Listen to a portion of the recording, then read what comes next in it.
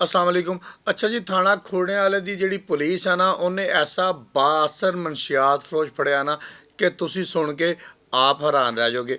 18/8/2025 ਨੂੰ ਇਸ ਮੁਲਜ਼ਮ ਨੂੰ FIA ਫੈਸਲਾਬਾਦ ਨੇ ਗ੍ਰਿਫਤਾਰ ਕੀਤਾ ਸੀਗਾ ਤੇ ਮੈਂ ਉਦੋਂ ਇੱਕ ਵਲੌਗ ਕੀਤਾ ਸੀ। ਪਹਿਲੇ ਵਲੌਗ ਦੀਆਂ 4 ਲੈਣਾ ਸੁਣ ਲਓ, ਫਿਰ ਇੱਥੇ ਗੱਲ ਕਰਦੇ ਹਾਂ।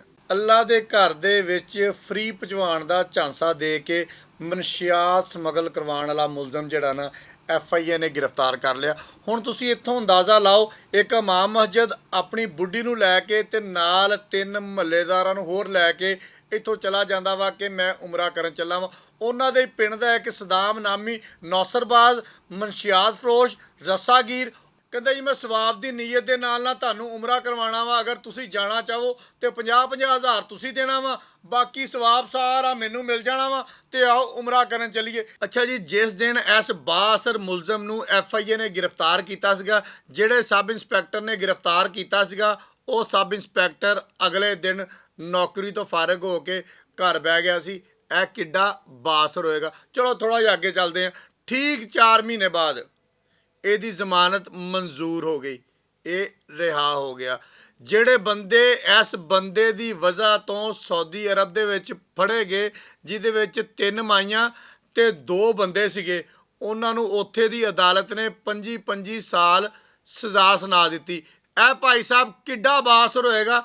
ਠੀਕ 4 ਮਹੀਨੇ ਬਾਅਦ ਬਾਹਰ ਆ ਗਿਆ ਤੇ ਸਾਰੇ ਐਵੀਡੈਂਸ ਮੌਜੂਦ ਆ। ਇਹ ਨਹੀਂ ਕਿ ਐਵੀਡੈਂਸ ਨਹੀਂ, ਕੱਲੀ ਕੱਲੀ ਗੱਲ ਮੌਜੂਦ ਆ। ਸਦਾਮ ਦੇ ਵਾਇਸ ਨੋਟ ਮੌਜੂਦ ਆ, ਜਿਹੜਾ ਸਦਾਮ ਉਹਨਾਂ ਨੂੰ ਇਹ ਗੱਲ ਕਰਦਾ ਪਿਆ ਵਾ ਕਿ ਤੁਹਾਡੇ ਕੋਲ ਫਲਾਂ ਬੰਦਾ ਆ ਰਿਹਾ, ਜਿਹੜਾ ਮੈਂ ਗਿਫਟ ਦਿੱਤਾ ਵਾ ਉਹਨੂੰ ਫੜਾ ਦਿਓ, ਉਹਨੂੰ ਦੇ ਦਿਓ। ਆ ਵਾਇਸ ਨੋਟ ਵੀ ਸੁਣ ਲਓ ਤਾਂ ਕਿ ਤੁਹਾਨੂੰ ਅੰਦਾਜ਼ਾ ਹੋ ਜਾਵੇ ਇਸ ਬੰਦੇ ਦੇ ਖਿਲਾਫ ਕਿਹੜੇ ਕਿਹੜੇ ਸਬੂਤ ਪੇਸ਼ ਕੀਤੇ ਗਏ ਆ ਤੇ ਇਹ ਬੰਦਾ ਕਿੱਡਾ ਬਾਅਸਰ ਆ। ਇਹ ਵਾਇਸ ਨੋਟ ਸੁਣੋ ਜ਼ਰਾ। ਕਿਸੇ ਟਾਈਮ ਵੀ ਤੁਹਾਡੇ ਨਾਲ ਮੈਂ ਰਾਬਤਾ ਪਹਿਲੇ ਕਰਾਂਗਾ ਜੀ, ਫਿਰ ਤੁਹਾਡੇ ਕੋਲ ਭਾਈ ਆਏਗਾ ਜੀ, ਉਹ ਬੈਗ ਲੈਣ ਵਾਲਾ ਹੈ ਜੀ। ਤੇ ਉਨੀ ਦੇਰ ਜੀ ਕੋਈ ਵੀ ਹੋਵੇ ਜੀ, ਉਹਨੂੰ ਬਿਲਕੁਲ ਤੁਸੀਂ ਮੂੰਹ ਹੀ ਨਹੀਂ ਲਾਣਾ। ਕਿ ਖੁਦਾ ਨਾ ਖਾਸਾ ਕੋਈ ਤੁਹਾਨੂੰ ਪੁੱਛੇ ਵੀ ਤੇ ਆਖਣਾ ਬਈ ਸਾਨੂੰ ਨਹੀਂ ਕੋਈ ਸਮਾਨ ਦਿੱਤਾ।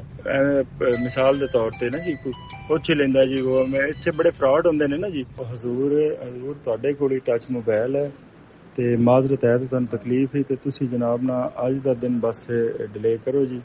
ਕੱਲ ਨੂੰ ਅੱਲਾ ਦੇ ਸਪੁਰਦੇ ਤੁਸੀਂ ਟੁਰ ਜਾਣਾ ਜੀ। ਸੁਬਹ ਬੰਦਾ ਆ ਕੇ ਨਾ ਬੈਗ ਤੁਹਾਨੂੰ ਹੋਰ ਦੇ ਕੇ ਤੇ ਲੈ ਲੈ ਸੀ। ਅੱਲਾ ਖੈਰ ਰੱਖੇ। ਫਿਰ ਤੁਸੀਂ ਅੱਲਾ ਦੇ ਸਪੁਰਦੇ ਜੀ ਮੈਂ ਤੁਹਾਡਾ ਸ਼ਡਿਊਲ ਬਣਾ ਲੈਣਾ ਜੀ। ਏਅਰਪੋਰਟ ਤੋਂ ਮਨਸ਼ਿਆਤ ਲੈ ਕੇ 3 ਖਵਾਤੀਨ ਤੇ 2 ਬੰਦੇ ਚਲੇ ਗਏ, ਸਾਊਦੀਆ ਚਲੇ ਗਏ। ਪਾਕਿਸਤਾਨ ਦੇ ਏਅਰਪੋਰਟ ਤੋਂ ਉੱਡ ਗਏ। ਸਾਊਦੀਆ ਜਾ ਕੇ ਉਹਨਾਂ ਨੇ ਚੈੱਕ ਕੀਤਾ, ਉਹਨਾਂ ਨੇ ਫੜ ਲਏ। ਉਹਨਾਂ ਨੇ ਫੜ ਕੇ ਉੱਥੇ ਰੱਖ ਲਏ। ਰੱਖਣ ਤੋਂ ਬਾਅਦ ਉਹਨਾਂ ਨੇ ਕਿਹਾ ਹੁਣ ਦੱਸੋ ਕਿ ਮਨਸ਼ਿਆਤ ਕਿਹਦੀ ਆ। ਉਹ ਵਿਚਾਰੇ ਸਿੱਧੇ ਲੋਕ, ਉਹ ਮਾਈਆਂ ਦੀਆਂ ਤੁਸੀਂ ਤਸਵੀਰਾਂ ਦੇਖੀਆਂ ਹੀ ਆ, ਅਸੀਂ ਵੀ ਥੱਲੇ ਲਾ ਦਿੰਦੇ ਆ। ਮਲੰਗੜੀਆਂ ਵਿਚਾਰੀਆਂ 25-25 ਸਾਲ ਸਜ਼ਾ ਕਰਾ ਕੇ ਬੈਠੀਆਂ ਹੋਈਆਂ ਤੇ ਇਹ ਭਾਈ ਸਾਹਿਬ ਦੰਦਨਾਉਂਦਾ ਫਿਰਦਾ ਵਾ। ਇਹ ਤਾਂ ਜਨਾਬੇ ਵਾਲੀ ਸਾਨੂੰ ਸਾਰਿਆਂ ਨੂੰ ਤੇ FIA ਸਮੇਤ ਪੂਰੇ ਪਾਕਿਸਤਾਨ ਨੂੰ ਸ਼ੁਕਰੀਆ ਅਦਾ ਕਰਨਾ ਚਾਹੀਦਾ ਵਾ। CPO ਫੈਸਲਾਬਾਦ ਸਾਹਿਬਜ਼ਾਦਾ ਬਲਾਲ ਉਮਰ ਦਾ, ਜਿਨੇ ਇਹ ਗੱਲ ਵੇਖੀ ਕਿ ਫੈਸਲਾਬਾਦ ਦੀਆਂ 3 ਮਾਈਆਂ ਨੂੰ ਉੱਥੇ 25-25 ਸਾਲ ਹੋ ਗਈ ਆ, ਬਾਕੀ ਦੋਵਾਂ ਦੇ ਕੇਸ ਚੱਲਦੇ ਪਏ ਆ। ਤੇ ਇਹ ਐਡਾ ਬਾਅਸਰ ਆ ਕਿ ਸ਼ਹਿਰ ਦੇ ਵਿੱਚ ਦੰਦਨਾਉਂਦਾ ਫਿਰਦਾ ਵਾ। ਨਾ ਸਿਰਫ ਦੰਦਨਾਉਂਦਾ ਫਿਰਦਾ ਵਾ ਬਲਕਿ ਮਨਸ਼ਿਆਤ ਵੇਚਦਾ ਫਿਰਦਾ ਵਾ। RPO ਫੈਸਲਾਬਾਦ ਸੁਹੇਲ ਅਖਤਰ ਸੁਖੇਰੇ ਨੇ ਤਾਂ ਇਹ ਗੱਲ ਵੀ ਕੀਤੀ ਆ ਕਿ ਮਨਸ਼ਿਆਤ ਮੇਰੀ ਰੈੱਡ ਲਾਈਨ ਆ। ਫਿਰ ਰੈੱਡ ਲਾਈਨ ਇਹ ਬੰਦਾ ਕ੍ਰਾਸ ਕਰੇ, ਕਿੱਡਾ ਵੀ ਬਾਅਸਰ ਹੋਵੇ। ਉਹਨਾਂ ਮਹਿਕਮੇ ਵਾਸਤੇ ਹੋਏਗਾ ਜਿਨ੍ਹਾਂ ਨੇ ਆਪਣਾ ਅਫਸਰ ਕੱਢ ਕੇ ਬਾਹਰ ਮਾਰਿਆ। ਉਹਨਾਂ ਮਹਿਕਮੇ ਵਾਸਤੇ ਹੋਏਗਾ ਜਿਨ੍ਹਾਂ ਨੇ ਜਹਾਜ਼ ਤੇ ਬੰਦੇ ਬਹਾ ਕੇ ਸਾਊਦੀ ਅਰਬ ਭੇਜ ਦਿੱਤੇ। ਸਾਡੇ ਫੈਸਲਾਬਾਦ ਦੀ ਪੁਲਿਸ ਦੇ ਅਗਰ ਇਹ 2 ਅਫਸਰ ਹੋਣ ਨਾ, ਸੁਹੇਲ ਅਖਤਰ ਸੁਖੇਰਾ ਤੇ ਸਾਹਿਬਜ਼ਾਦਾ ਬਲਾਲ ਉਮਰ, ਤੇ ਫਿਰ ਕੋਈ ਬਾਅਸਰ ਨਹੀਂ ਹੈ ਇੱਥੇ। ਉਹਨਾਂ ਨੇ ਕਿਹਾ ਕਿ ਉਹਨਾਂ ਬੰਦਿਆਂ ਨੂੰ ਕੈਦ ਹੋ ਗਈ ਆ, ਇਹ ਬੰਦਾ ਮਨਸ਼ਿਆਤ ਵੇਚਦਾ ਫਿਰਦਾ ਹਲੇ ਵੀ ਫੈਸਲਾਬਾਦ ਦੇ ਵਿੱਚ। ਫਿਰ ਉਹਨਾਂ ਨੇ SHO ਖੋੜਿਆਂ ਵਾਲਾ ਰਿਆਜ਼ ਅਠਵਾਲ ਦਾ ਜ਼ਿੰਮਾ ਲਾਇਆ ਕਿ ਚੌਰੀ ਇਹ ਬੰਦਾ ਸਾਨੂੰ ਚਾਹੀਦਾ ਵਾ ਜਿਹਦੀ ਵਜ੍ਹਾ ਤੋਂ ਫੈਸਲਾਬਾਦ ਦੇ ਸ਼ਹਿਰੀ ਸਾਊਦੀਆ ਦੀ ਜੇਲ੍ਹ ਦੇ ਵਿੱਚ ਸੜਦੇ ਪਏ ਆ। ਫਿਰ 3 ਘੰਟਿਆਂ ਦੇ ਵਿੱਚ ਜਨਾਬੇ ਵਾਲੀ ਰਿਆਜ਼ ਅਠਵਾਲ ਨੇ 5 ਕਿਲੋ ਮਨਸ਼ਿਆਤ ਦੇ ਨਾਲ, ਕਿੰਨੀ ਭਲਾ 5 ਕਿਲੋ ਮਨਸ਼ਿਆਤ ਦੇ ਨਾਲ ਇਸ ਬੰਦੇ ਨੂੰ ਹਵਾਲਾਤ ਦੇ ਵਿੱਚ ਦਿੱਤਾ ਤੇ ਹੁਣ ਇਹਦੀ ਤਫਤੀਸ਼ ਜਾਰੀ ਹੈ। ਐਂਡ ਦੇ ਉੱਪਰ ਮੇਰੀ ਇੱਕ ਰਿਕਵੈਸਟ ਆ, ਚਾਹੇ ਉਹ ਫੈਸਲਾਬਾਦ ਦੀ ਪੁਲਿਸ ਮੰਨ ਲਵੇ, ਚਾਹੇ ਪੰਜਾਬ ਹੁਕੂਮਤ ਮੰਨ ਲਵੇ, ਚਾਹੇ CCD ਮੰਨ ਲਵੇ, ਕੋਈ ਵੀ ਮੰਨ ਲਵੇ, ਮੈਂ ਗੁਜ਼ਾਰਿਸ਼ ਕਰਾਂਗਾ ਮੋਹਤਰਮਾ ਮਰੀਮ ਨਵਾਜ਼ ਨੂੰ ਕਿ ਇਹਨੂੰ CCD ਦੇ ਹਵਾਲੇ ਕੀਤਾ ਜਾਵੇ ਤੇ ਫਿਰ ਇਹਦੇ ਉਹ ਸਾਥੀ ਆਣ ਜਿਨ੍ਹਾਂ ਨੇ ਸਾਊਦੀਆ ਤੋਂ ਮਨਸ਼ਿਆਤ ਵਸੂਲ ਕਰਨੀ ਸੀ, ਉਹ ਆ ਕੇ ਇਹਨੂੰ ਛਡਾਣ, ਉਹ ਆ ਕੇ ਫਾਇਰਿੰਗ ਕਰਨ। ਆਪਣੇ ਸਾਥੀਆਂ ਦੀ ਫਾਇਰਿੰਗ ਦੇ ਨਾਲ ਇਹ ਹਲਾਕ ਹੋਵੇ ਤੇ ਫਿਰ ਉਹਨਾਂ ਬੰਦਿਆਂ ਦਾ ਅਜ਼ਾਲਾ ਹੋਵੇ ਜਿਹੜੇ ਬੰਦੇ ਉੱਥੇ 25-25 ਸਾਲ ਬੱਝੇ ਹੋਏ ਆ।